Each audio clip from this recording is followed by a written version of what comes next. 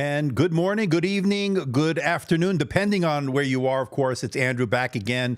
Another live stream, a live unboxing. We have one from Asus here that I don't think I've reviewed a Vivobook. This might be my first one, actually, now that I think about it. I think I did Expert Books. I think I did, obviously, Zen Books, and of course, their ROG gaming line and so forth. But this might be the first Vivobook that has come into the studio from Asus, and looking forward to it because I think you get a lot of bang for the buck. So we have it right here.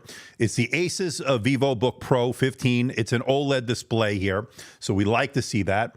I will get into the pricing, we'll get into the specs in a moment, but I think this is going to be a really good one because we're seeing a lot of very expensive laptops here in 2024, needless to say, and it's a refreshing that we can get some pretty good, affordable options where it won't break the bank, and we don't have to rely on Apple or any of these other companies that are ripping us off.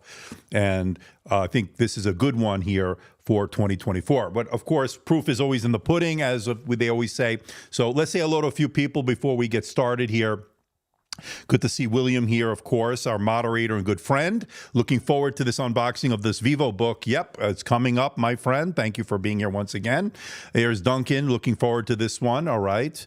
I don't know what Reddy's saying here, but hopefully it's appropriate. Hello, sir, my friend Ansu. Good to see you. Good to see Jeff C here. Good night to Reddy. Okay.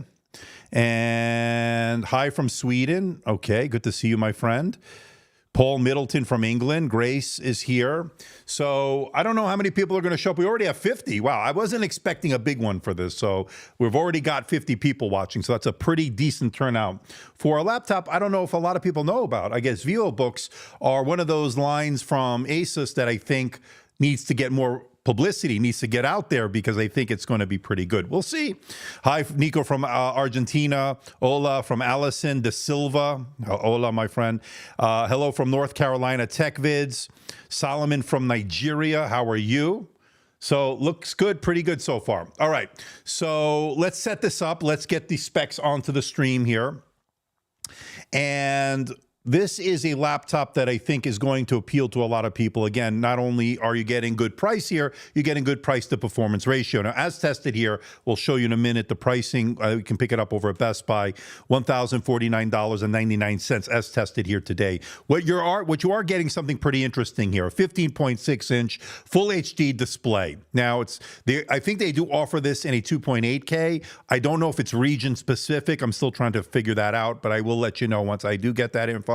But full HD, okay, that's fine. OLED, which we like to see, 16:9, which I think is quite refreshing. You know, we see a lot of these 16:10, which are great. 16:9 is a great multimedia consumption device. So I think it's a little bit refreshing here to get a 16:9. I know some people want 16:10, but this is sort of a throwback in a way, and kind of refreshing, like I said. 0.2 millisecond response time. It is a 60 hertz display. It's not higher. That's one thing we'll need to talk about. 600 nits of peak brightness in HDR. That's what we like to see here.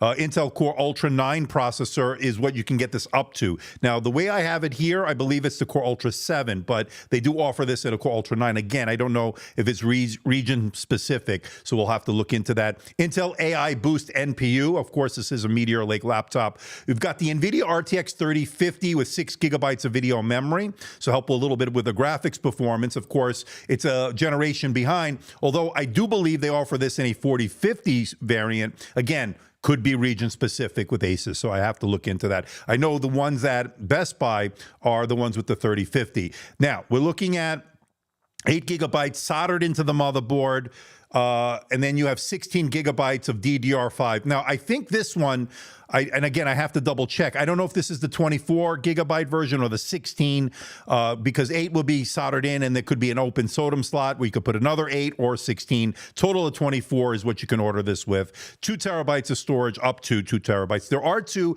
M.2280 PCIe Gen 4 slots, so that's great for storage expansion.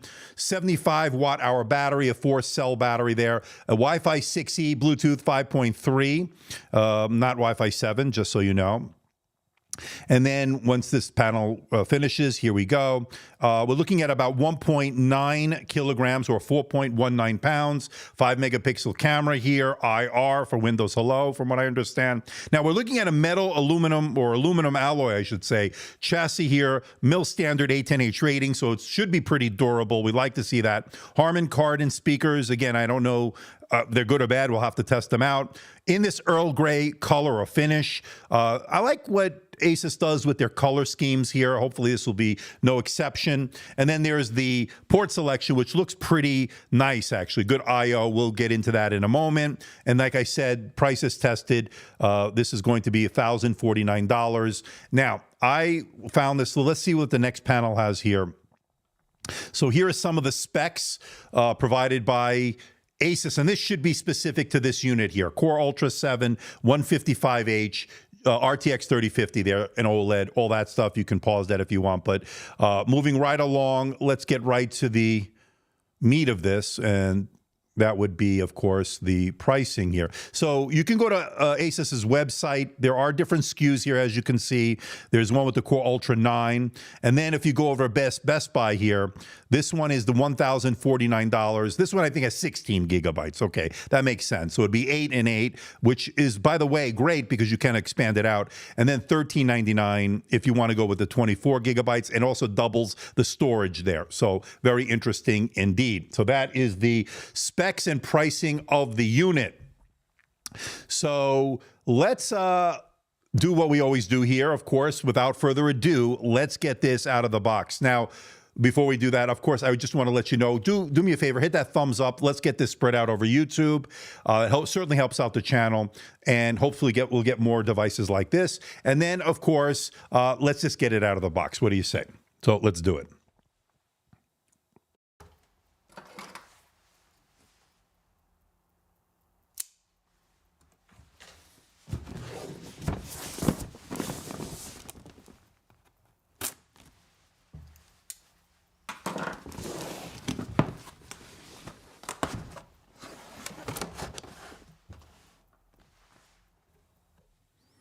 Always nice packaging from Asus. Here you can see sustaining an incredible future. So it's got sustainability stuff there. You can probably see it here better, sort of see it. I don't see a sleeve or anything in this section. I don't believe there's anything there. So just for those wondering, I'm not sure if any of you were, but I don't know. Okay, a little bit of heft on it. Again, 1.9 kilograms or a little over 4 pounds or whatever. But, you know, it's a 15-inch laptop. You do get your documentation from Asus, some warranty information, yada, yada, yada. You know the drill with that stuff. Okay, pretty standard fare. And then let's see what's in this section here. So we get our power charger. It should be a little bit of heft on it here, yeah. And this one is going to be a 200-watt baby. So this is a 200-watt power charger. So, and you get a, you get a barrel pin connection here. It's not USB Type-C. So this gives you 200 watts of juice. A little bit of heft on it. We're going to keep that out. We're going to get a measurement of the weight. And let's see if you get anything else here. Looks like that's it. So let's close that up.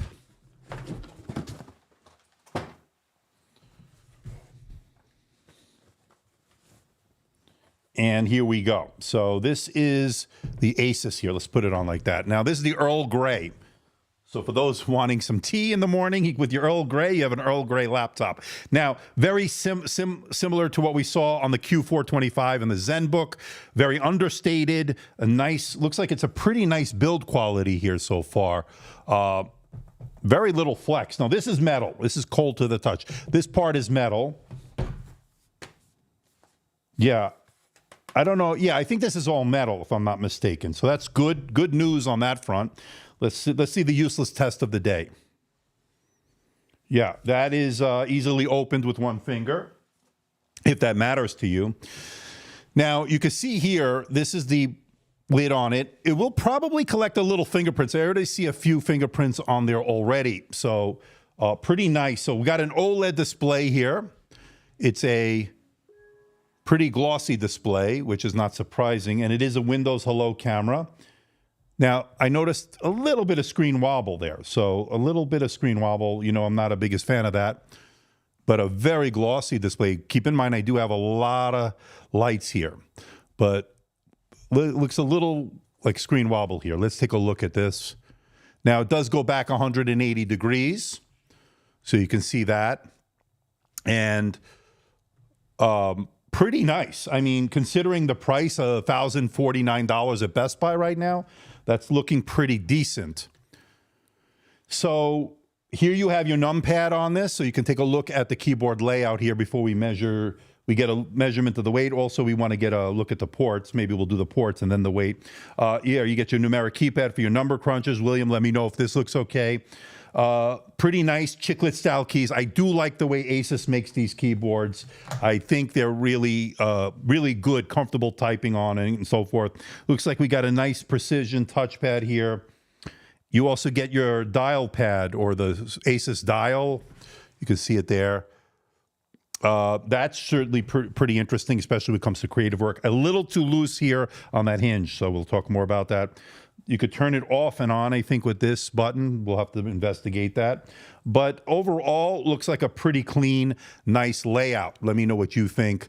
Good to see a lot of you showing up here today like that. All right, now, let's, before we do the weight, let's move this over here. Let me go here. And give me a second. Let me set this up.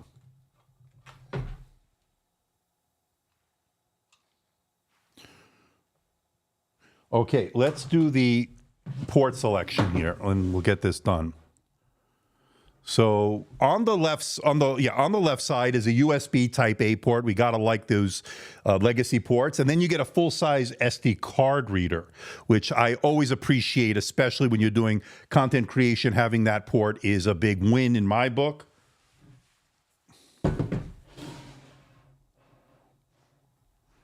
And then it looks like you get two USB Type-C. I believe they are Thunderbolt. I'll double check that. You also get a USB-A. You get an HDMI 2.1, and you get, and it should be TMDS, and you also get your Ethernet port here. So LAN port, and then a power port. Looks like your power port and a 3.5 millimeter microphone headphone combo jack to round it out. I think it's a pretty decent port selection. Let me bring onto here the specs again just to go through the ports here. And let me pause that. So yeah, there's one Thunderbolt port, one USB Type-C Gen 2. So not both of them are not Thunderbolt. One is Thunderbolt. So just so you know. I'm glad we can clarify that. All right, so that is the port selection here. Let's get a measurement of the weight. Let me bring out the scale. Build quality seems pretty decent on this.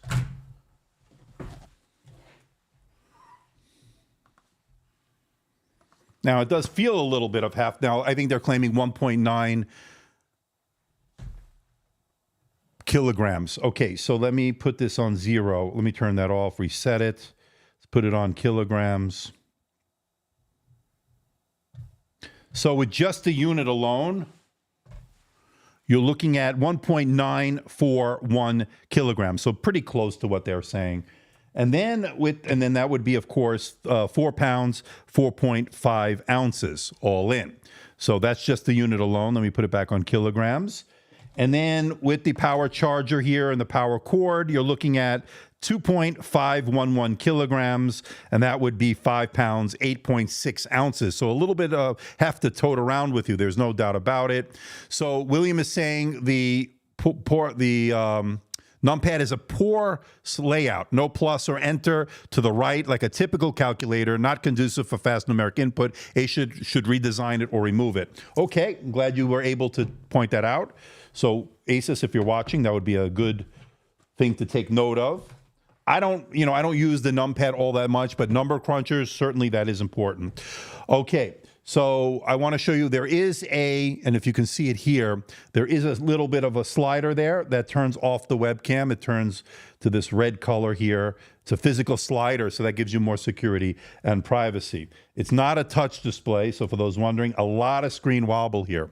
So CS Scott likes the ports on the Asus. Yeah, they're pretty good. Pretty good. It has one SODIMM slot plus one soldered, also two M.2 SSD slots. Absolutely. That is a big win. And it's a dying breed having that SODIMM slot, which I think a lot of us want, but we don't get here in 2024. Now, the display, you can see here. Now, the display is pretty nice. I will say it's an OLED Full HD Plus. There is options. I don't know if it's region specific. We can get a higher res display, but there you go. You know, it could be good. It seems that both the IPS and OLED are 60 hertz. That is correct. Again, keep in mind with something like this, you are considering price to performance here. They don't want you to break the bank here. They want to make it somewhat affordable. And you are getting an RTX 3050 on this. And in fact, we can take a look at the specs here, and we can take a look at some of the, if I can do the right click, there we go, system specs here. And according to this one has 16 gigabytes of RAM. So 8 will be soldered into the motherboard. 8, I believe, are in the SODIMM slot, which of course you could put a 16 gigabytes for theoretically up to 24, which you could also buy, but you could do it yourself. So I like that option. Now, this should have a terabyte of storage. Let me go to the File Explorer here. And this PC has a terabyte of storage. Now, there is one at Best Buy on sale also. It has 2 terabytes of storage. I think that's $13.99. So there are some differences there. Again, you could expand it out. There are two SSD slots, I should say. So that is good, of course. We like to see that. Let's take a look at the graphics here. Let me go to the NVIDIA. Not that app. I always do the same thing here. Hold on. NVIDIA. So I want to go to the control panel here. So let me agree to that. It's a little blown out. Let me bring this down a little bit. Again, so it seems pretty bright. Windows doesn't seem to be activated, which of course is a review unit, so I'm not too concerned. Let's see. Maybe when I connect to my network, it will. Who knows? All right. So let me go to the system information here. So this is a 3050 RTX, obviously 6 gigabytes of video memory. Now, this has 95 watts of maximum graphics power. So we should get some pretty nice performance out of it. It should be a nice graphics boost on it. So that is pretty good. So that is pretty good. How much is fed to the 3050? 95 watts according to the Asus control panel. I think that's pretty healthy, Jeffs. I definitely think that's pretty healthy. As we have 77 of you, do me a favor, hit that like button. We only have 33 likes. That's not a good ratio, unfortunately. I guess maybe you guys don't like it. I don't know. You can easily install a 32 gig of 6 and have 40 gigabytes for heavy multitaskers.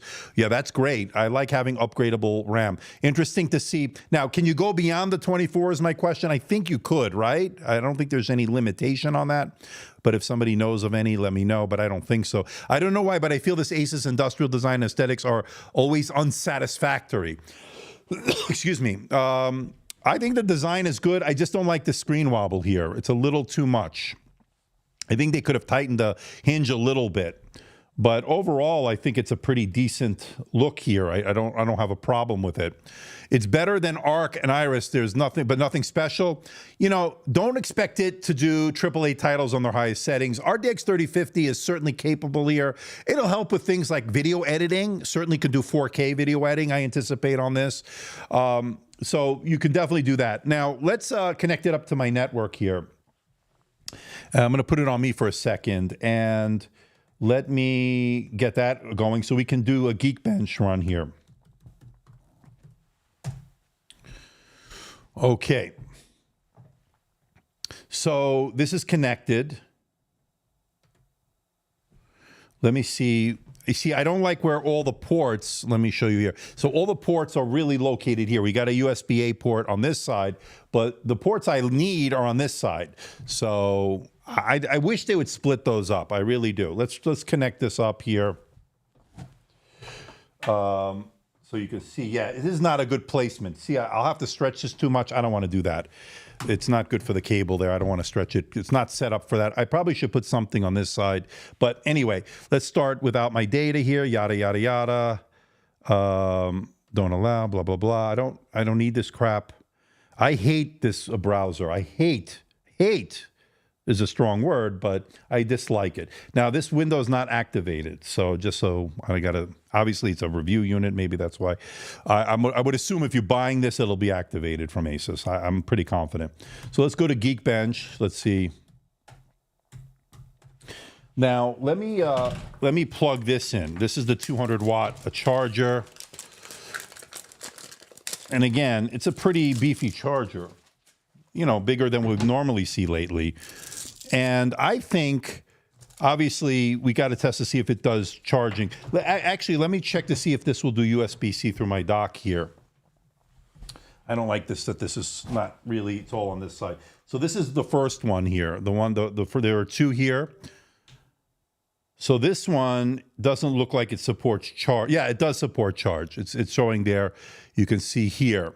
Let me close that. Hold on. So you can see in the bottom right-hand corner, there is charging. It shows that it's charging. Now, I'm going to put it back on me for a second. Let's try the other one. This is one here, and there's one there. And the second one supports charge. So it looks like they both support charge here. You can see there. Again, let me move these out of the way. Yeah, it shows that it's charging. So you are able to get charging USB Type-C. Again, that's going to probably capped out at 100 watts. That's why they do include that 200 watt charger in the box. All right, let me unplug this for now.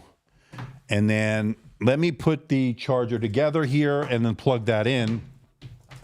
And we can get the maximum wattage into it. Again, the 3050 here. And let me cut this a little bit here. Just got to be careful.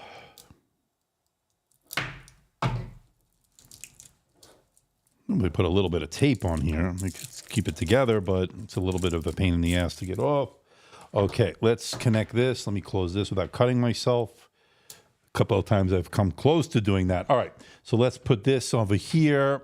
All right, 200 watts. We'll keep our eye on the heat of it that it generates when it's pushing that 200 watts into it. This is the proprietary connection here. You can see it there, right there.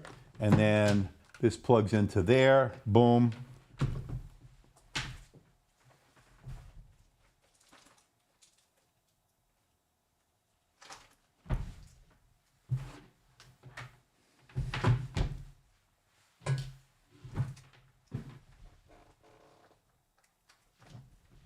Okay, this is plugged in, and it's showing that it's plugged in. Okay, so there you go. All right, we'll keep our eye on the heat of this. Okay. All right, so now let's go to Geekbench. Here we go.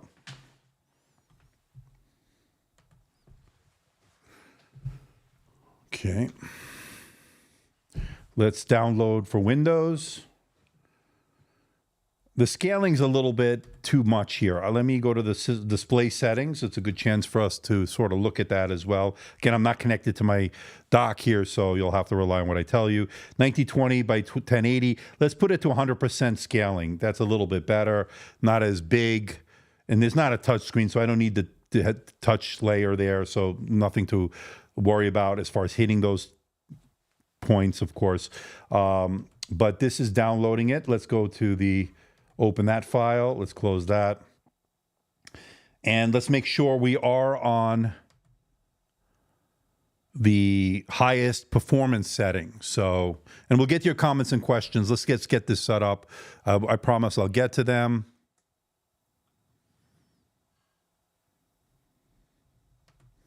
In the meantime, let me go to the downloads. Let's open that.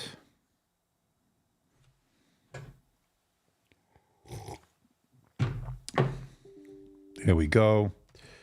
The other thing I want to put in here, let's make sure on the Asus app here, the My Asus app, let's make sure we have it on the right device settings here. So power and performance, we're going to put it on. Right now it's on, the fan profile's on. There's standard mode, there's whisper mode, there's performance mode, and there's full speed mode. So that's something interesting. So there's a full speed mode. So there's a performance and then there's a full speed. Let's put it on full speed. That's where the fans will ramp up. This will be the highest setting according to that. All right, let's try it. Why not? Nothing to lose here. And why is that power not coming in? We may have to restart this. Sometimes that does that. So let's go to the power. I just want to make sure the device itself on the Windows side of things. Yeah. So let's restart it. It'll be 1 sec. It'll be a quick restart. Let's make sure you want to quit. Yes. Let's restart it, and then I can change the power setting in the Windows side. Probably not necessary, but I definitely just want to do it anyway. But in the meantime, let's take some of your comments and questions. If you need that much RAM, you shouldn't be looking at a Vivobook. You know, that's a good point, One Bad Van. Again, I got questions while you're doing that. I appreciate that, One Bad Van. So again, you're looking to save money with this, right? You're trying to get some pretty nice specs here, good price to performance ratio. Yeah, it's a 15.6-inch display. It's not 16 inches, not 16 to 10. 16 to 9 is going to be great for watching movies, but may not be so great for productivity, or it'll be fine. We used to always have 16 to 9. So people got used to that. And then all of a sudden, everything went to either 3 to 2 or the more popular 16 to 10. ZenBook is a higher tier laptop, better built. This one is already showing a poor hinge. I'm not crazy about the screen wobble. I will tell you that. That might drive me nuts, but some people may not care. It's not terrible. I've seen worse, but it does move a little bit more than I'd like. So Jet Victor, the ZenBook 14 and this are two different kinds of laptop. This is a 15-inch laptop. That's 14 inches. This has a discrete GPU. That particular one does not. This is heavier. This is going to be a little bit more bulky. So I think you're sort of looking at two different types of laptops, different tiers of laptops. So you just keep that in mind. All right, so now that we've restarted it, let me make sure I'm in the right settings here. You know, the touchpad feels decent. I didn't go through the keyboard yet. Maybe I should do that as well. So right now it's on balance. So I'm glad I did that. So now we're putting on a performance. Let's look at the keyboard for a moment before we go into that. Let me give it a listen here. Just give me a second.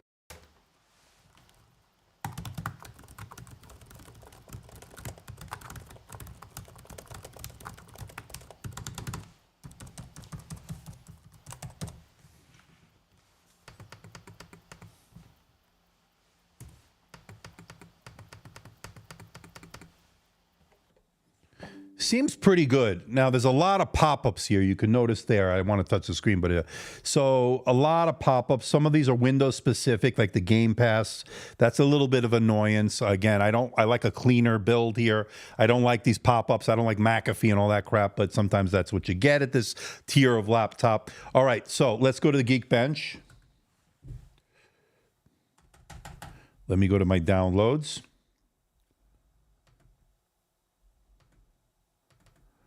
The only download. Okay, let me go yes. All right.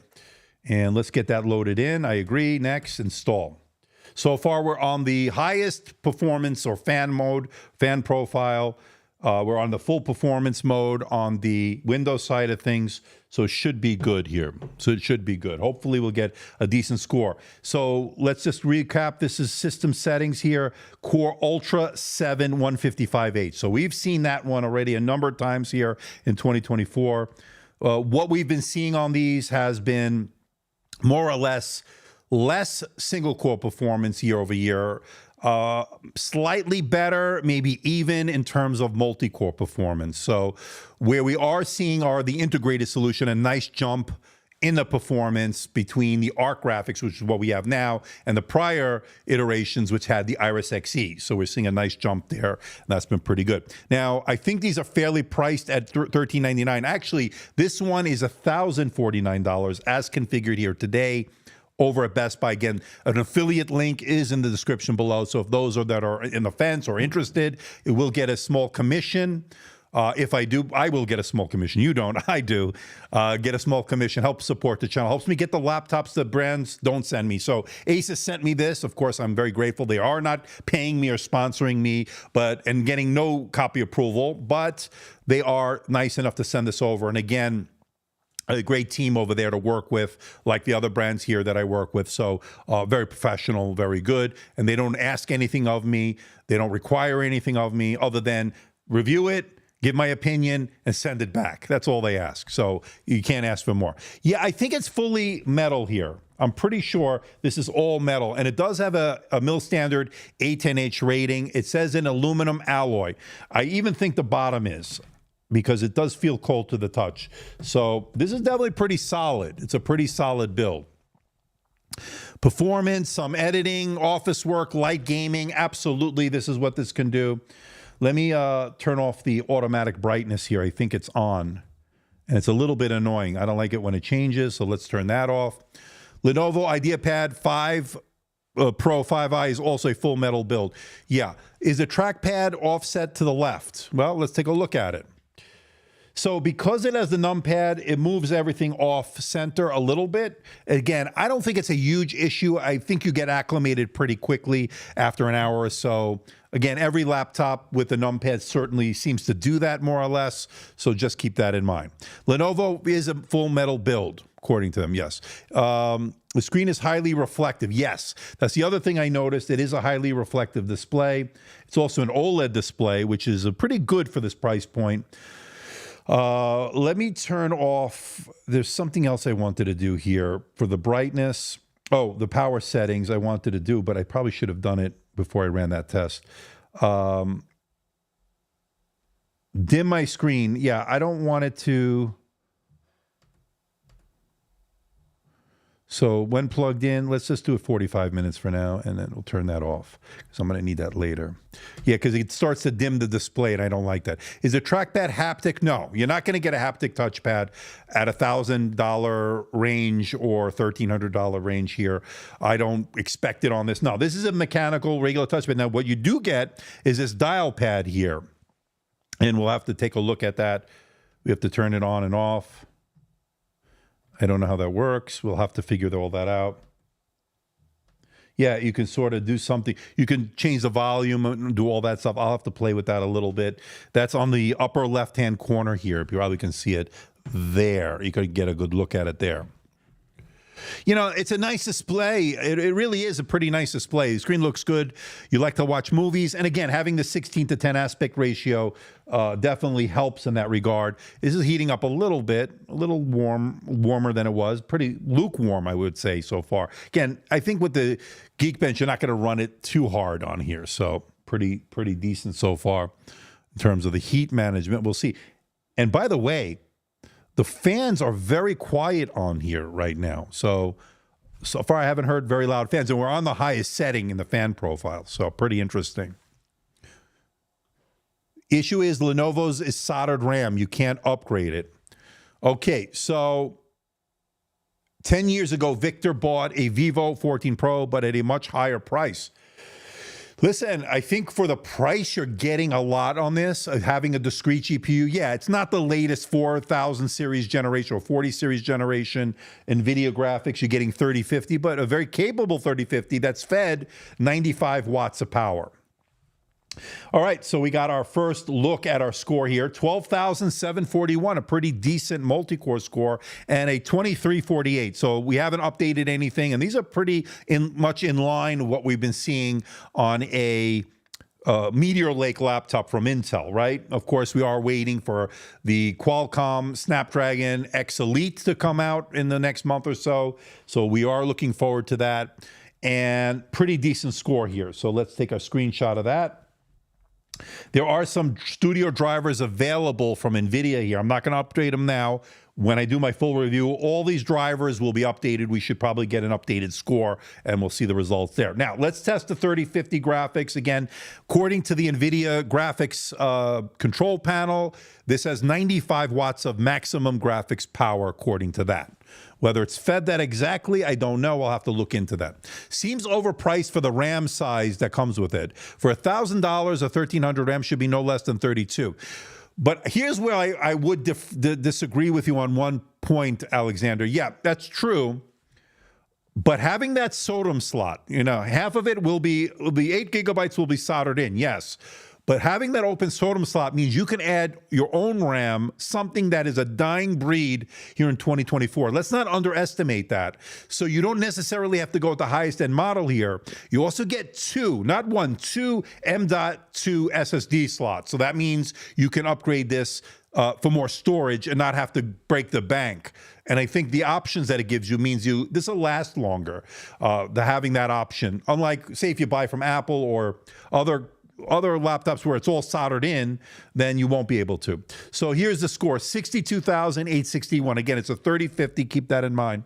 It's about double, I would say about double, almost double the numbers we would see on, say, Iris, no, not Iris Xe. That's much more than double on that. It's actually the ARC graphics would be about 30 to 35,000. This is about 62, 63,000.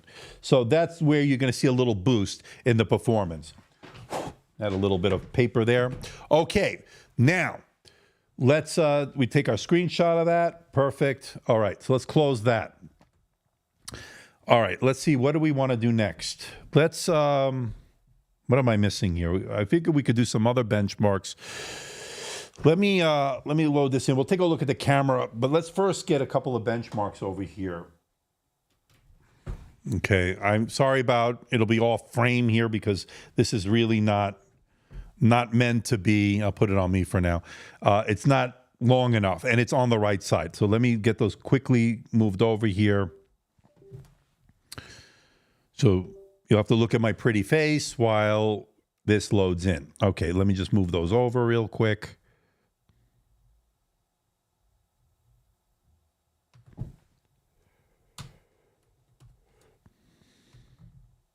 Okay, those are moving over pretty quickly.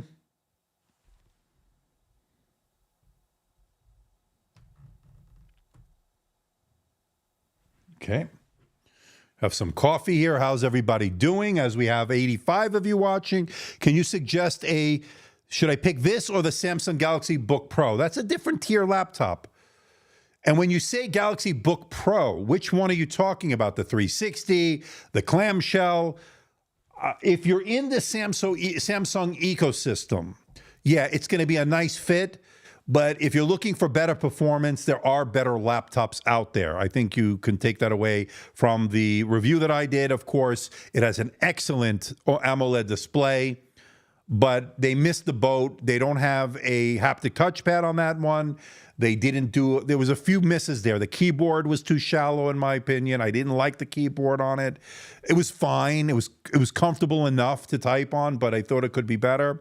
Now, that is my feelings on the Samsung, and I think it's a better premium device than this in terms of the build, but I think overall, I just feel like there's much better value out there. Now, they did lower the price on the Ultra, which was $2,500, I think, when I looked at it, or $2,400. It's now, I think, $2,000, which is still expensive, but a little bit better. But again, it's just a matter of what you're willing to put up with. I thought it had a lot of screen wobble for that price point, especially for a quote-unquote flagship or premium laptop. I felt like it could have been better. So that's just my thoughts. All right, check it out. There's a review on it. I've gone over that. So whether this is better, this is a different category. This is half the price, pretty much. You know, I looked at that 360 16-inch, that Pro model of the Samsung, and that was what, $1,900, which was, I thought, overpriced for what you're getting. Again, if you're in the Samsung ecosystem, I think you're fine, much like you are in your Apple ecosystem. Everything works seamlessly together. But I think you can get a lot of that same functionality on the Windows anyway. So there are ways to do that. So I don't know if it's worth spending that extra money on that. It's just my opinion.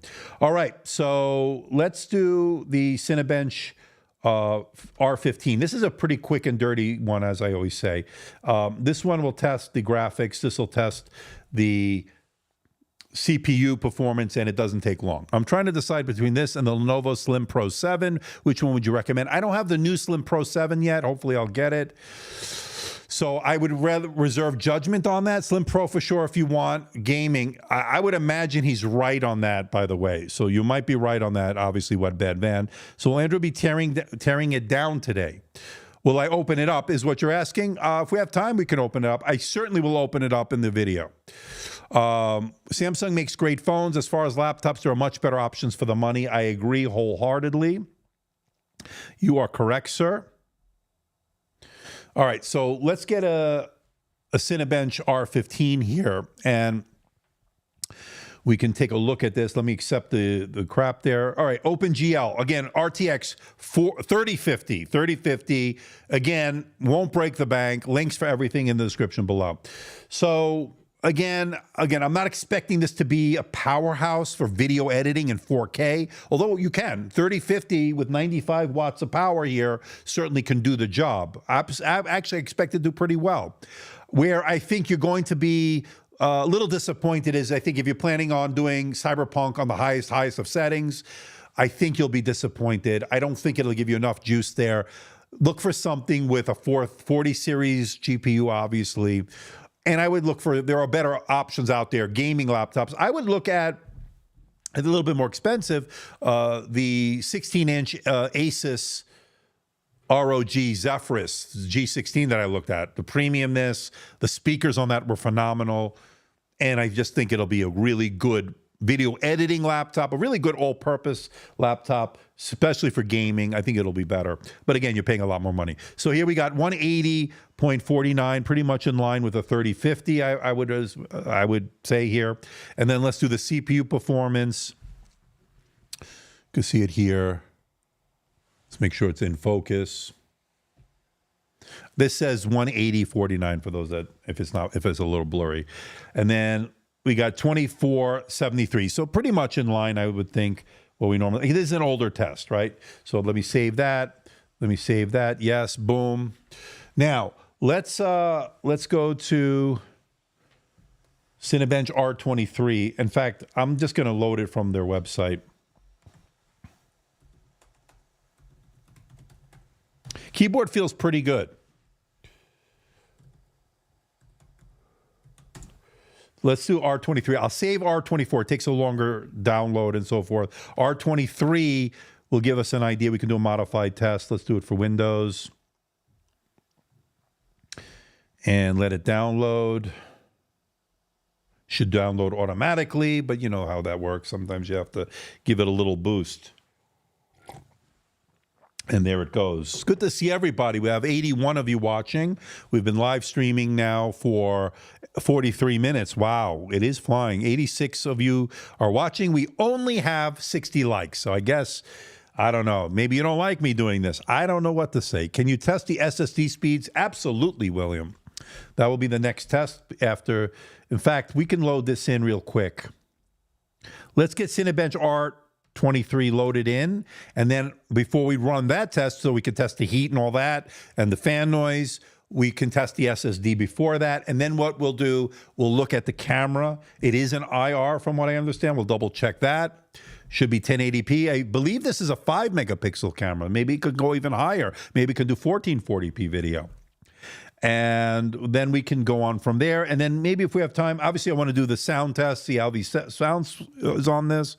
And then I want to do I want to maybe open it up if we have time. I have my kid over there. I'll have to get it. But let's see. Unless, if we run out of time, maybe we'll have to do it on the full review. And of course, I'll always give you that.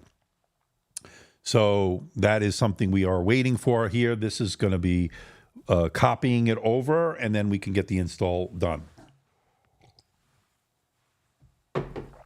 Yeah, I mean, this is my first Vivobook. I don't think after all these years, I think, and again, maybe I did one or two of them. I just don't remember. It's been so many years. But this is my first one sent over from Asus. So I'm looking forward to good bang for the buck, good value proposition. All right, so Cinebench is already loaded in. So let's close that for now. Let me load in the Crystal Disk Mark test, as William asked me to test the SSD. Now, this is a terabyte. Now, the one for $13.99 on sale right now, Best Buy, there are two versions. This is the $1,050, $1,050, and there's one for, I think, $13.99 that gives you 2 terabytes of storage, 24 gigabytes of RAM. And again, 8 of that is soldered in, 16 of that will be open to the user. So there is a SODIMM slot that is upgradable. So you don't necessarily have to go there. There are two M.2 SSD slots from what I understand. So I would go with this version for $1,050 right now on sale at Best Buy. Link in the description below. And that will give you more value. And if you want to add more RAM, you can. If you want to add more storage, you can. And I don't think you need to pay the extra, $250 or whatever it is. Maybe 200 or 350, whatever it is, $350, then I think that's a good deal, because you don't necessarily, you will have to pay if you go to Amazon or wherever to get the extra RAM and storage, but I think you will save a few bucks in the process if you get some good deals. Yeah, okay, so webcam is 1080p, thanks One Bad Van. SD card sits flush. In fact, I can check that out. Give me a second here.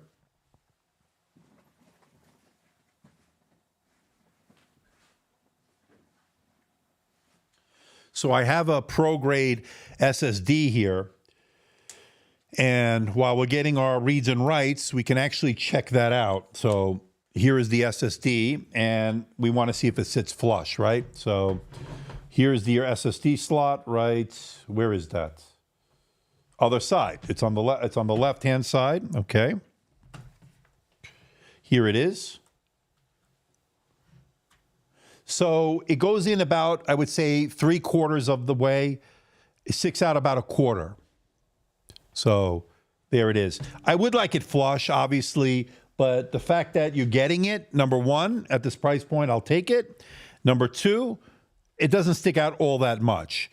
But some people like it to sit flush, and then you have more storage there, and just keep it in there, not worry about bumping it anywhere, breaking off the card, breaking anything. Well, that is where you are with this card. So there you go.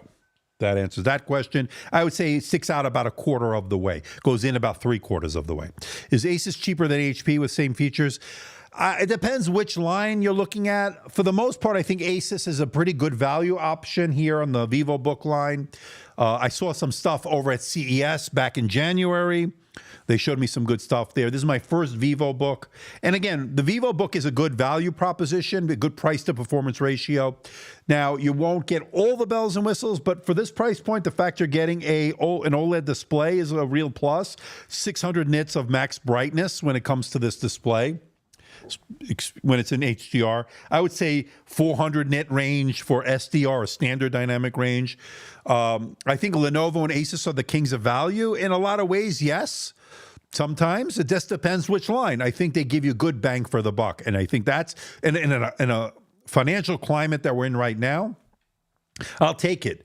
Anywhere we could stretch the dollar, anywhere we can save some money is a win as far as I'm concerned. How does it reproduce color blue? I returned a Vivobook because the blues had purple in, and it's not good for color accuracy or photo editing. Usually with OLED displays, I get good color accuracy. I get good coverage of the color gamut. I'm anticipating this to be no exception. Again, of course, I still have to run all that. I will report all that in my upcoming full review.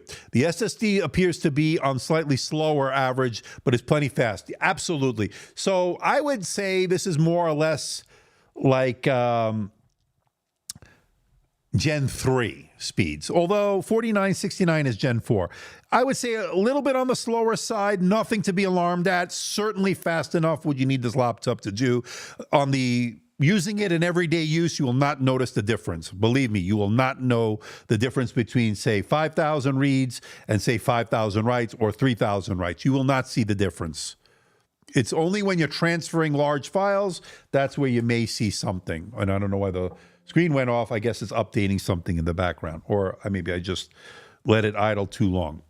All right, I think the best computer designed by Lenovo is the ThinkPad IBM, and I think the others are not very good. Well, that, a lot of it has their following, right? The ThinkPad design has not really changed a whole lot. I think the iconic black, the really great keyboard, the touch, the physical mouse buttons, and of course the track point, all hallmarks and DNA part of the ThinkPad line. There's no doubt about it. Now I'm hearing the fans go. So we'll have to get that going. As far as when we do the R23 next, we'll get the measurement of the fans. We'll also take a temperature as far as the surface temperatures. After owning both brands in various forms, my personal preference is Lenovo. Also, Lenovo offers great warranties for super cheap. That's another thing you have to keep in mind. I don't know the warranty on this. We'll have to look into that. Again, I probably have it in the press material that was provided to me, but of course, as usual, I don't look at it all that much. I probably should. But I do like to get my first impressions just, without having too much info going into it, only because I like to get the first impression so I can relay that to you.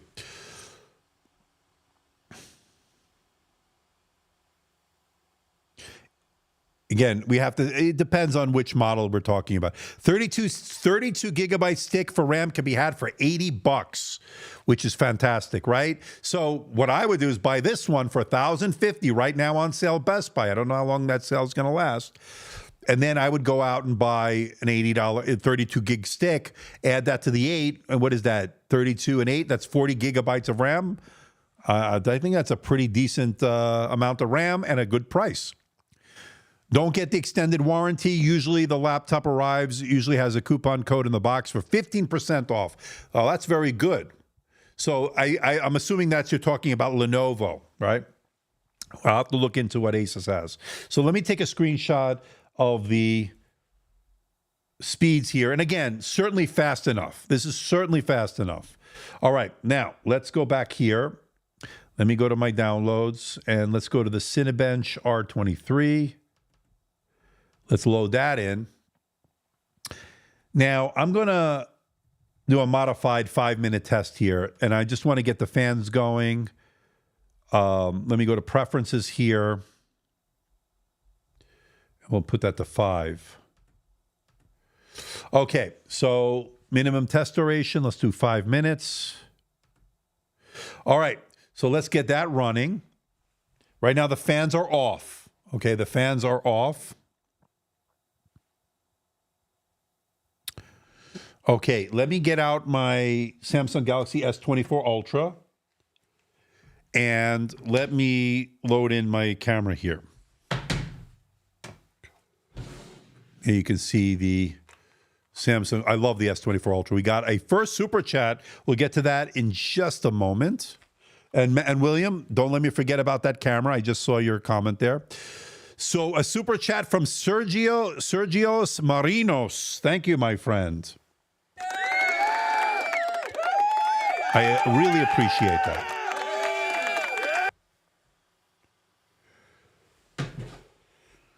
So the fans are starting to ramp up.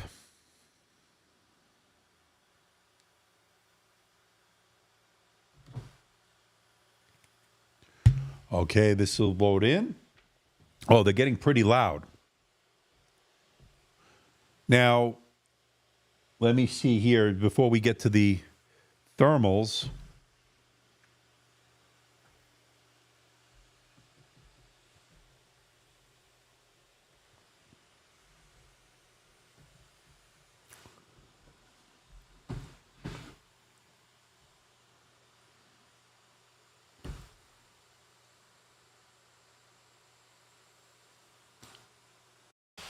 So the fans are actually pretty loud.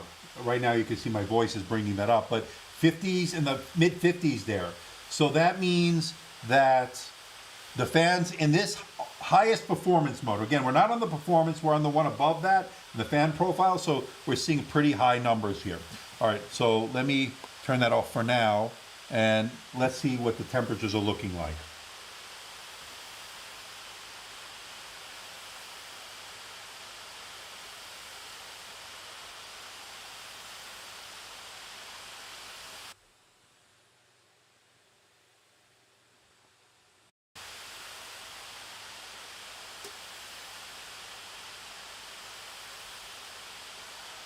About 50 over here.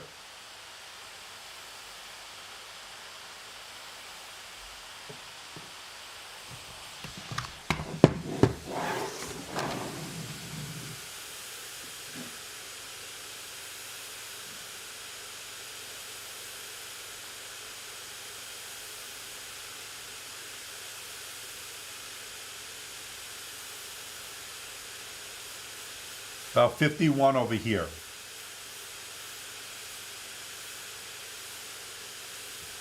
And I put on that other microphone so you could hear the fan noise. They're pretty loud in the 50s. Let's get another look at that fan noise. And again, we're in the highest mode here possible. And look how reflective. Again, I do have a lot of lights here. All right, so let's put this back over here.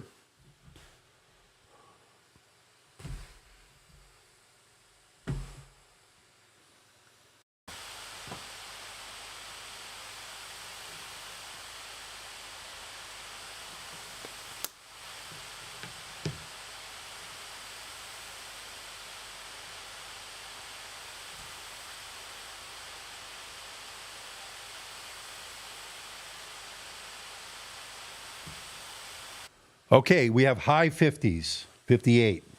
That's pretty high. So pretty loud fans. And again, if I put it in the performance mode, it'll probably go down. But that's at the highest performance mode possible.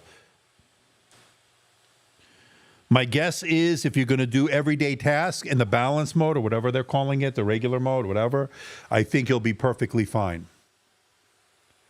Now, one thing I will notice, stays pretty cool where the keyboard is. I didn't notice anything overly hot. On the underside, about 50 degrees on one spot. Other than that, everything seemed pretty cool.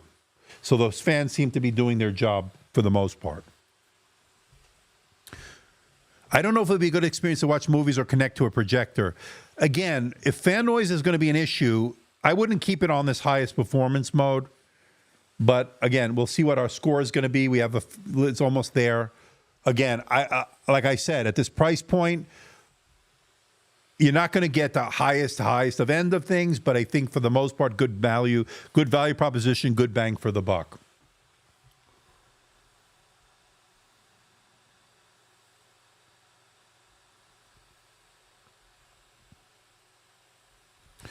Sounds like my wife's Blade 15 just browsing on Chrome. Yeah, probably. It's pretty loud. 58 decibels is pretty loud. In fact, I'm screaming over it, trying to... You might have a good microphone here, but let's listen to it again.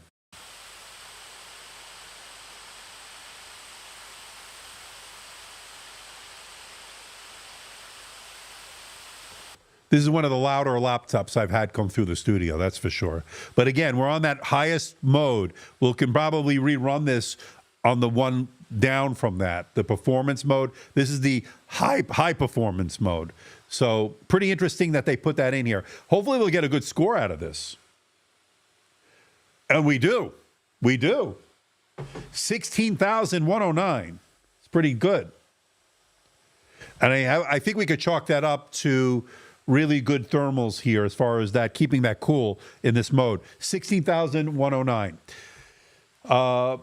So let me take a screenshot of that. Now they're starting to come down a little bit. I'm not going to do the single core now. I'll save that. It takes a little bit of time. I will do that for the full review, but that gives you an idea of multi-core performance on this with going at full blast. All right, now let's take a look at the camera.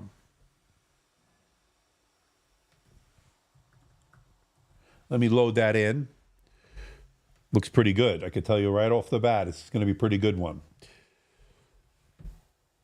Let me make sure it's clean, and then I'll connect it up here so you can see what I'm doing. So let me load this in onto my network here.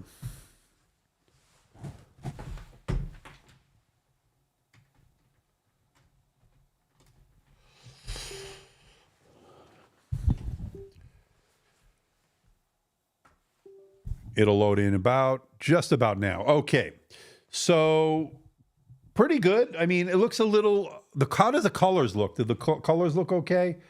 So you do have the studio effects here. Let's just go, before we look at that, let's go to the video settings here. So this is a 1080p. See, like I thought, 5 megapixel camera, let's put it on 1440p. So now we're on 1440p. That was 1080p, this is 1440p. Looks pretty good. Now, it is an IR camera, according to that pop-up that came up earlier. So face recognition, Windows Hello, something you can't do, by the way, on a Mac, right? You can't do that on a Mac.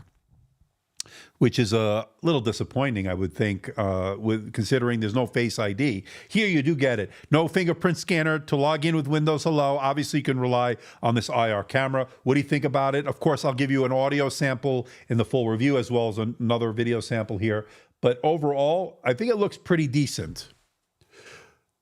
Yeah, it's a nice surprise. Again, 5 megapixel. When I looked at the specs, 5 megapixel. So that means you are getting an ability to go up a higher resolution. This is 1440p. I would use this. I would have no problem using it. Looks okay. Colors are a bit washed out, a little bit. But again, at this price point, I'm not going to ding them too hard on this. So Jan Heinrich said he saw Lisa's review on the XViz and another one on the Surface Pro 10 with smooth corners. Would not judge out Microsoft quite just yet. Dell is getting more premium all the time. Yeah, I agree. We definitely will take a look at the new Surface Pros when they for consumers when they come out. So it looks pretty decent, I would say. A little washed out, according to William, maybe. But for the price point, I don't think we get too many of these type of cameras, right? We don't get a lot of these higher end stuff at a good price, right? So we are getting that here. So pretty interesting. All right, so that's the camera. We can do the sound test now, and then maybe we'll open it up. Let me see what the bottom looks like, what the situation here is on the opening it up. It looks like they're Torx screws here. I might do it on here. Let's see if it looks pretty easy. I'll do it. Yeah, maybe we'll try it. We'll see. We'll see. Let's see how the sound test goes, and then because I don't want to go too long today. I have the stuff I have to do. It's already over an hour. All right, so let me put it on me for a second. Let me load in Epidemic Sound. By the way, the power charger didn't get very hot, even when we ran that.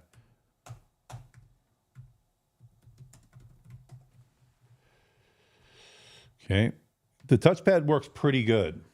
And again, it has that dial here. I haven't really used that all that much yet. I'll show you in the full review of that. Let me log in.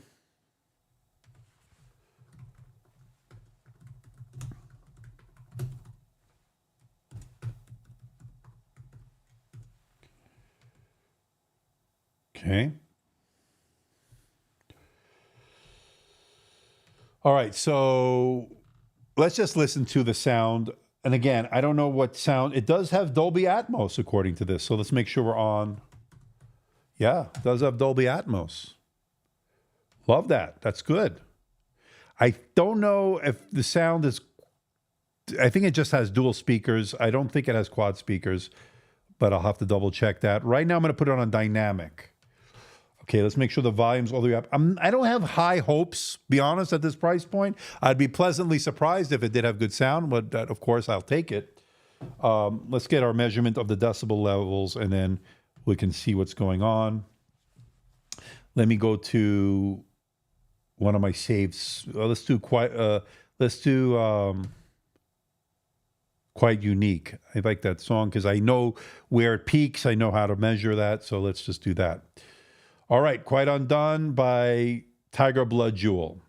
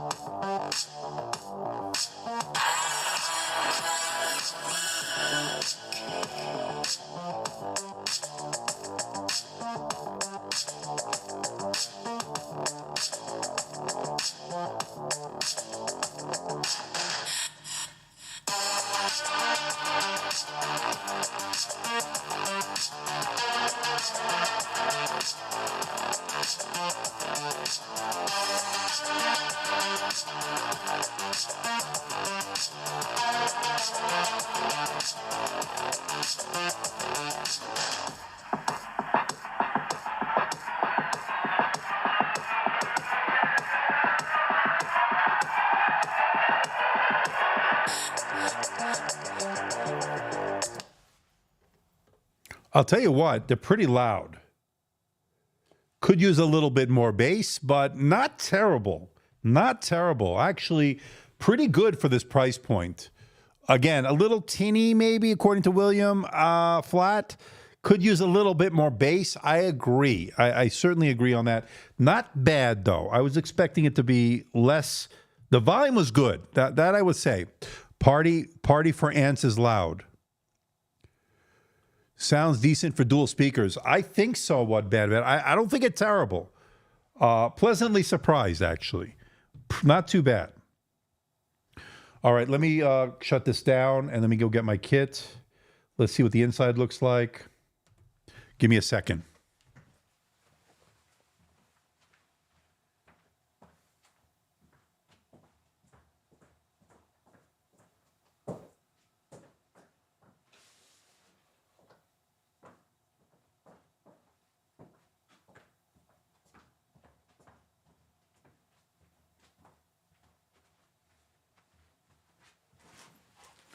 Okay, have my iFixit kit.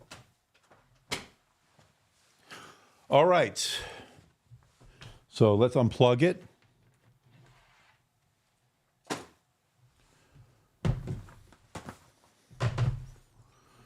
Okay.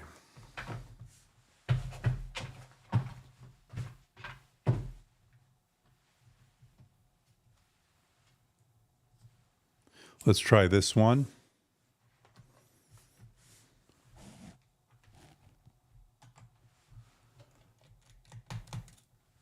It's a pretty long screw, actually. That one was pretty long. That's in the middle there.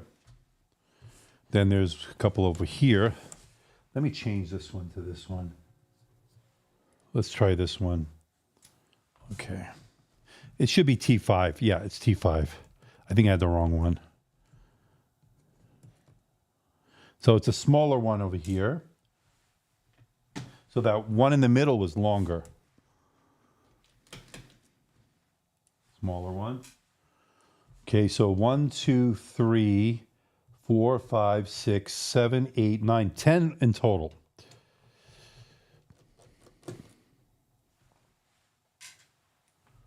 Hopefully it'll come off easily. I have a feeling it will. Another long one in the middle. So they're not all even. The ones in the middle so far are long.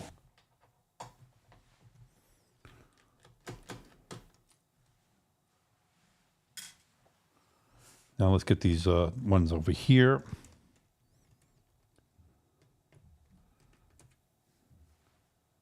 Smaller ones. Yeah, these are the smaller ones.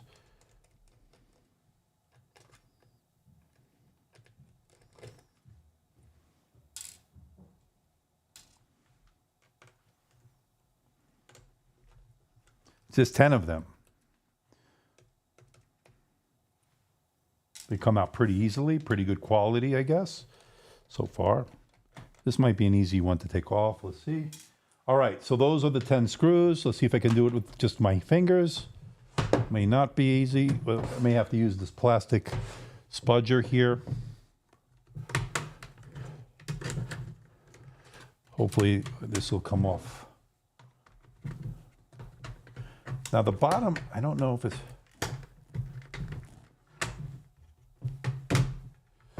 I hate this. God, I hate doing this stuff.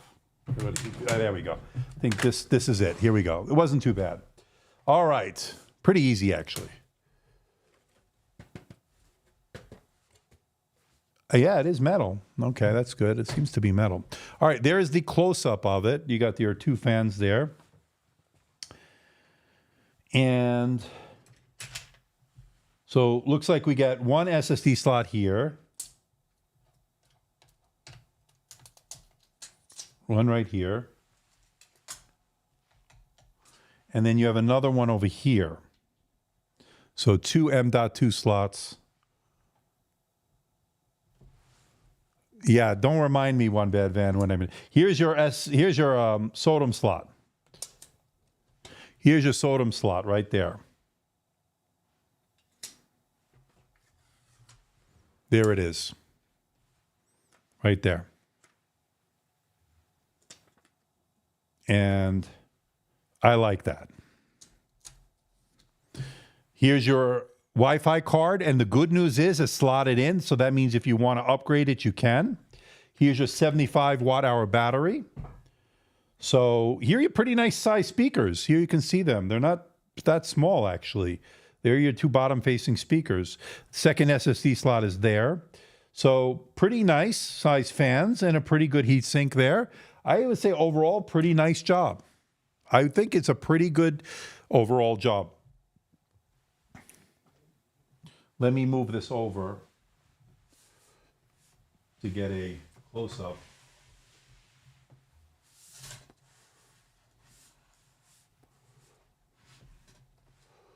So here, actually, I just do it like this.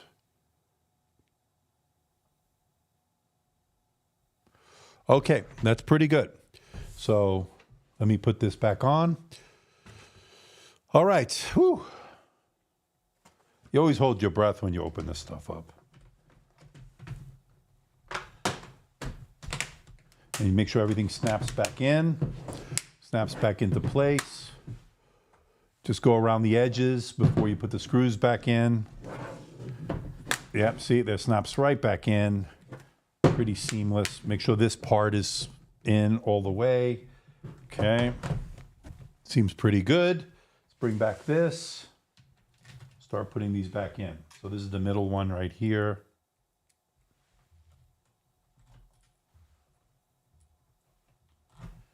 Okay.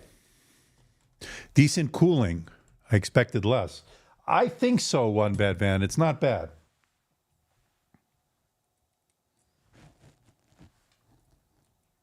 Again, this is the first time I'm looking at a Vivobook, and I'll be honest with you, I'm impressed. Now, a little too much screen wobble for my liking, to be honest. But again, I'll have to use it a little bit more to see if it's an issue or not. I like it to be a little bit stiffer in terms of the hinges. It's a pet peeve of mine, but I think for most people, you'll be perfectly fine. It's just a matter of preference. The display seems good. It's a little glossy, glossier than I'd like, although at this price point, it's an OLED, it's full HD, 1920 by 1080. It's not a 16:10. It's not a high refresh rate, but again, I'm not expecting it to be at this price point. So if you catch this on sale, and it is on sale right now, I would go for the one for $1,050 on sale right now. I would upgrade the RAM. The first thing I would do, go check out the RAM and add some more storage rather than go for the 2 terabyte model with 24 gigabytes. You can do it yourself. You probably save a couple $100 in the process. And I think that to me is a big win, because considering that most laptops nowadays are not giving you that ability to upgrade the RAM, this is a big plus here in 2024. I think that's not to be underestimated here. And don't undervalue that. I think that's a big value proposition. And I agree with One Bad Van. Go for 32. Well, I think, how do you go for 32? So it has 8 already in. So you can either go, if you put 16, that's 24. If you put a 32 gigabyte stick, that would be 40, right? My math is right. I don't know if you can get 32 on that, can you? Because I think 8 is soldered in. So that is that. Unless you're talking about a different laptop, and I think you are the ZenBook, so forgive. But actually, it does help for what I just said regarding this laptop. Hopefully, I didn't short anything. Looks like it's powering on. How do manufacturers get away with ripping the consumer off with storage upgrades? Well, I think that started with Apple, and I think everybody followed suit. Apple has a really heinous upgrade scheme, and good case in point would be the MacBook Air M2 that I reviewed. And to go from a measly 512 gigabytes here in 2024, 512 gigabytes of RAM to 2 terabytes, right? We're talking 2 terabytes, $600 premium. And I got pissed off, and all the Apple people went crazy on me saying, oh, but you're buying it for the OS. I'd be more than happy to spend the $1,000 to go to 2 terabytes of RAM. Okay, if you're that stupid, go ahead. If you're that stupid, go ahead. They're ripping you off.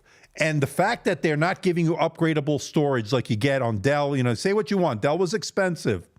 They are overpriced, like I said. but at least you can upgrade the storage. You cannot do that on the Mac. Don't get me started. But I got ripped. I mean, they went crazy. How dare me? How dare I say that nobody should pay $600 for a 2 terabyte upgrade from Apple? I don't know. I think that's a big ripoff. What about you? Hey, now, I ain't stupid. I just love my fanless laptop. Now, I like the laptop. Let's not mince words here. I like the laptop. I just thought the value proposition was heinous. It was terrible. The laptop's great. It runs silent. It's got great battery life. It's good for everyday tasks. I wouldn't do any heavy sustained workload on it. I would much prefer to have the MacBook Pro. But having said that, why do they have to solder in the storage? And by the way, the storage is slower than what you get on your Windows counterparts. That's another thing. They nerfed the storage. That's the other criticism. So they're like at 2,500 reads and writes, where in the Windows, like on this one, I'm getting 5,000, at least 3,000 writes and above, 3,500 and above. So why were everybody seemed upset at me because how dare I? Yeah, it's a great silent laptop. It's a great laptop for those who need it like that. But where is the value in it? I don't see it. But again, whatever. Framework laptops can upgrade the GPU only when I know of. Yeah, Framework is really revolutionary in a lot of ways, and they're standing out. I took a look at the Framework 13, and I thought that was really good. You could change, I think, the motherboard. You could change everything on that, pretty much. So that was pretty impressive. Hopefully, I'll get some more of them. They'll continue to. Hopefully, they'll succeed and they'll make more options and they'll be more accessible to users. I think it'll be great. As we have 87 of you watching. It's even worse, according to William. You're, in fact, paying $600 extra for the Apple with only 1.5 gigabyte upgrade, not 2 gigabytes. Actually, you're right about that. 2 gigabytes minus the 512. So it's actually even worse. That's right. William points out a very important fact here. You're not even getting you're not paying for 2 terabytes. You're actually paying for 1.5. You're paying $600 for 1.5. You already have 512 baked in. Here's the thing. It wouldn't be as bad if they had it as an M.2 slot, right? Like Dell does, like HP, Lenovo, like this one. Why can't you just give that to the user? Make it a little bit better. And I think it's overall, in the long run, a better consumer-oriented thing, right? It's better for the consumer. Don't be so greedy, right? So, don't even get me started on the 8 gigabytes. That whoever buys that has to have their head examined. Don't get me started. And don't give me that unified memory bullcrap. Oh, we don't need more than that. Okay, you go ahead. You go buy that 8 gigabyte model and see how it lasts. See how that ages. Although it doesn't matter. They're going to cut you off anyway in a couple of years, so it doesn't matter. And by the way, I don't hate Apple. I use a MacBook Pro on a daily basis. I have a Mac Studio here. So I'm just calling it like I see it. Yeah, it is pretty hilarious. I wanted to get that laptop, but the RTX 3050 was just a killer. I grabbed the Zephyrus G14 instead. The speakers in the 14 sound like the 14 MacBook Pro, honestly, and it feels like a MacBook Pro too. It's a great laptop. Check out my review on it. Oh, by the way, I do have another Asus coming. Almost done with the review. It's the AMD variant, and it's on sale at Walmart for $799, which I think is an absolute steal. So if you looked at the one I did, the Q425, at $799 at Best Buy right now, this is going to be, I'm going to compare the two.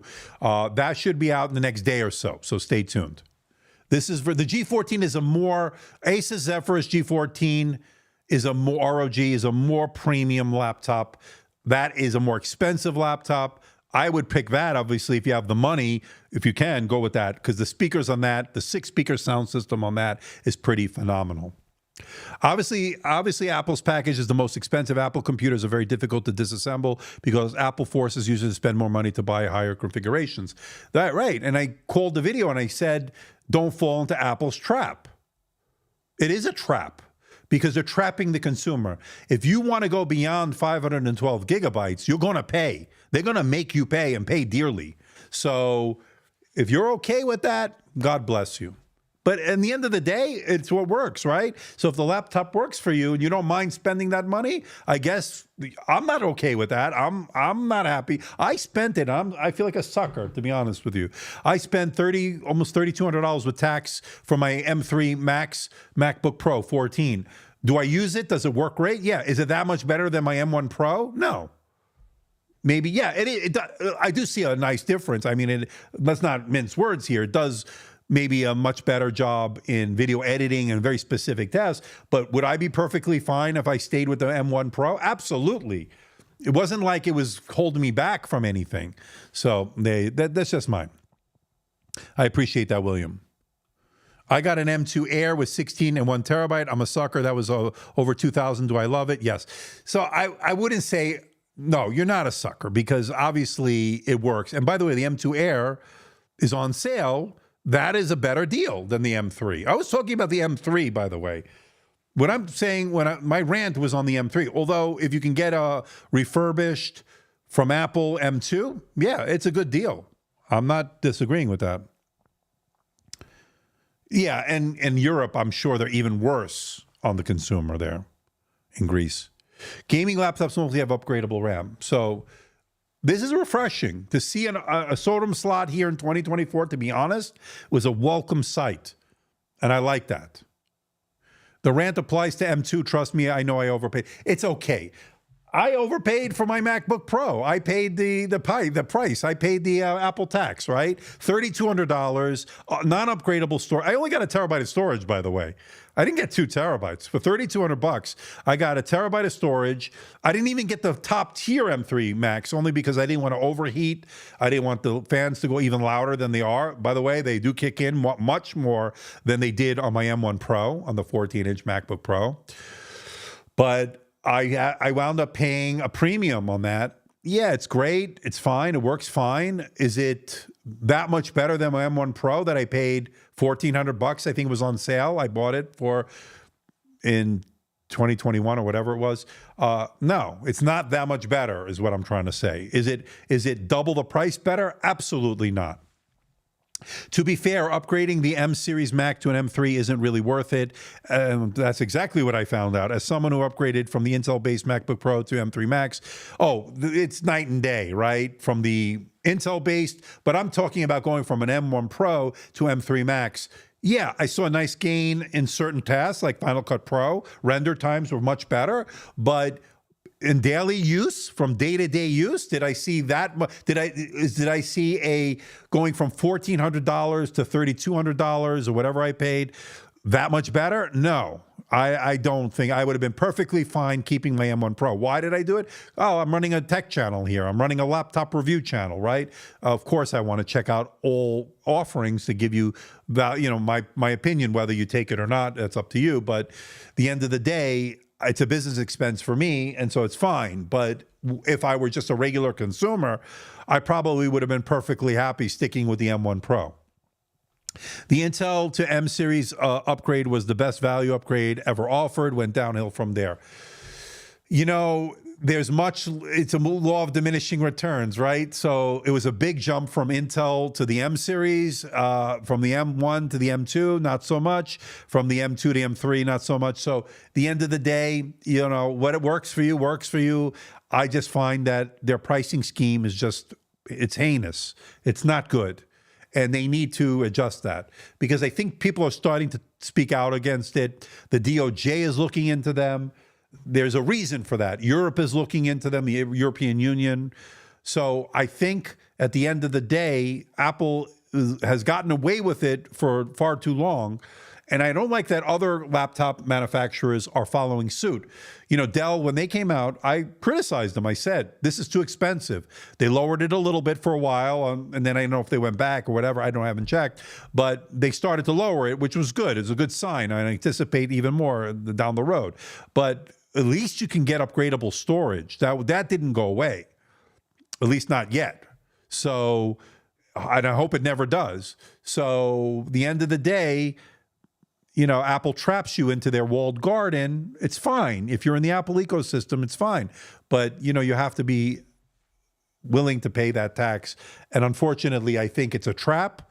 I think it's overpriced for what you're getting. And it's just they can do it because you have no choice if you're stuck in their ecosystem. At least that's the way they're looking at it. And they're trapping you. And if you're fine with that, fine. That's good for that's up to you. I can only give you my opinion. Whether you take it or not, that's up to you. Good to see Nadine. How are you? Guys, always have you here. Intel and AMD is really catching up the efficiency side, which is where Apple had a huge lead. They have to change something to be relevant here soon. Oh, absolutely. Intel really has to get their act together. And I don't want to say too much, but we do have the Snapdragon X Elite laptops coming. Hopefully, we'll talk more about that soon. But from what I can tell you, there are definitely some good things to look forward to here in 2024. And like I said, the gap that Mac lead had in their silicon is closing quick. So let's see what Apple has up their sleeve. We'll see. And Intel and AMD have stuff on the coming up, so we'll see. It should be a very interesting year for laptops. There's no doubt about it. A Mac for 3,500 euros having 512 gigabytes of SSD is a joke. But people got upset at me for saying that. They said, I don't know what I'm talking about. It's perfectly fine to spend that $3,500 and get 512 gigabytes of RAM, I guess. So I don't know. The $2,000 for MacBook Pro, M3 Pro, 18 gigs, 512 memory yesterday at Best Buy. Yeah. I'm not crazy about the 512, Nadine, but it is what it is. I have the MacBook Pro. I had to pay $3,200. I had the M3 Max, rather. But it seems like a good deal, $2,000, I guess, for you. And again, you're in the Mac ecosystem, so it works for you as an artist. So definitely good. Again, I always say get the right tool for the job, and it works. And again, I use a MacBook Pro. I edit on a MacBook Pro. I have a Mac Studio here with the M1 Max, so it tells you a lot. Can this be used for video editing? Yeah, you can do video editing on this. Premiere Pro, DaVinci Resolve. I don't see why you wouldn't be able to use it. And I do too. And I have 3 of them. And it's annoying, to be honest. 3 SSDs, external SSDs, hanging off of my laptop. Not great. Taking up the USB-C ports, right? So, it's fine. It's fine. I'm just saying, what would it cost Apple to put in an M.2 slot, right? Instead of soldering it into a motherboard and forcing these upgrades on you. It really doesn't cost them anything, and I don't think it would affect it in any way. In fact, you'd only get faster storage. So, and either they nerf it or they gimp it. I don't know what they're doing, but their speeds are not right on those MacBook Airs. If you know how to optimize Windows 11, you really can get an efficient system. Do you agree? Yeah, I mean, like I said, always look for the right tool. Do I love Windows 11? No. Do I love the Mac OS? No. I think both can use upgrades in certain departments. But is one better than the other? I don't know. Windows 11, I'm not crazy about. I think I've told you that in the past. All right. I watched your review of the Lenovo IdeaPad 5 Pro 2 years ago and bought it. Working well. There you go. Good example right there. My son got an Allegiant Go open box for 590 Canadian, upgradable storage, 16 gigs of RAM, 1440p, 144 hertz display. Now that this is a insane value. Yeah. Oh, for sure. Because it'll last you longer. It's got upgradeability, right? Something, again, Macs don't have. That's my point. I don't want to harp on it too long. I know some of you probably are sick of hearing me. But I just want to say, why does everybody jump down my throat on that? I was just saying what I think is pretty logical, pretty sensible. But again, they defend the pricing. These Apple lovers, what do they call them? Fanboys, Apple fanboys. They treat it like it's like sacrilege if you say something about their pricing scheme. Oh my God. No, I don't like getting ripped off. How about that? Same if I buy a Rolex that I have, or same if I buy any luxury product. That was the other thing. They said, well, it's a luxury product. Okay. So is that okay to rip off the customer to give you 1.5 gigabytes more of storage to charge you $600? Late for the stream? No problem, Donkey Dong. I love that name. I like getting Andrew riled up. I'm not riled up. I just have 2 cups of coffee here. Maybe that's the problem. My blood pressure is probably through the roof right now. But why doesn't Microsoft launch Windows 7 2022 Return Commemorative Edition? I am looking forward because I am tired of Windows 11. I actually prefer the older versions of Windows. You know, Windows, what was a good one? Windows 10 was okay. Windows 11, to me, it's okay. It does the job. It doesn't, as long as it doesn't get in the way too much, I'm fine. 512 gigabytes on a MacBook Pro 16-inch, just crazy. It's a $400 upgrade to go get 36 gigabytes of RAM. Don't even get me started on the RAM. That's on the M3 Pro. Yeah, again, by the fact, and again, Windows laptops are accused of this too now that they're soldering RAM into the motherboards. Dell, they're all doing it. Dell, HP, Lenovo, they're all doing it. Asus. I'm still using my 2018 HP Spectre as my main daily driver. It has great keyboard, numpad, and can get work done fast. It might be slower, but the numpad gets the work done quicker. There you go. It's the right tool for you, William. There's no doubt about it. No problem. Kev, glad you can join us. Good to see Burr Banana. I've been okay. All right, we're already at an hour and a half. So I think we got a lot accomplished. The big takeaway here, the big takeaway to me on this is we're getting upgradable storage, 2 M.2 slots, upgradable SSD with the open SODIMM slot. That's a big win. I like the keyboard's been pretty nice, although William says this numpad doesn't have a full layout that he likes. That's conducive to getting work done, so that's something to keep in mind. Touchpad's okay. It's not a haptic touchpad at this price point. I'm not expecting it. It's got this dial. I haven't figured out how to use it yet. I don't know. I have to look into that. And then pretty nice key travel. I would say 1.4, maybe 1.5 millimeters. It's got an a mil standard rating, H10H rating, military standard 810H rating. Oh my God, mincing my words. It's got a pretty all metal design here. A little bit of screen wobble here. I'm not crazy about. Nice full HD 1080p display. So listen, $1,050. I'll take it. I'll take it.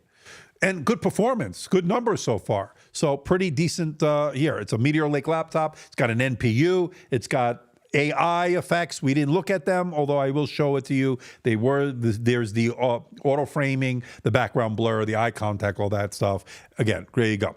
Have a great live stream. Relax and get your blood pressure to go down. Yes, I will have a great rest of the day. Hopefully you and everybody else, William, has a great rest of the day. I want to thank everybody for showing up, and I will see you all in the next video. I have a lot of stuff here. Make sure you are subscribed to the channel. I'll see everybody next time. Take care, everybody. Bye-bye, and definitely have a great rest of your weekend. Take care.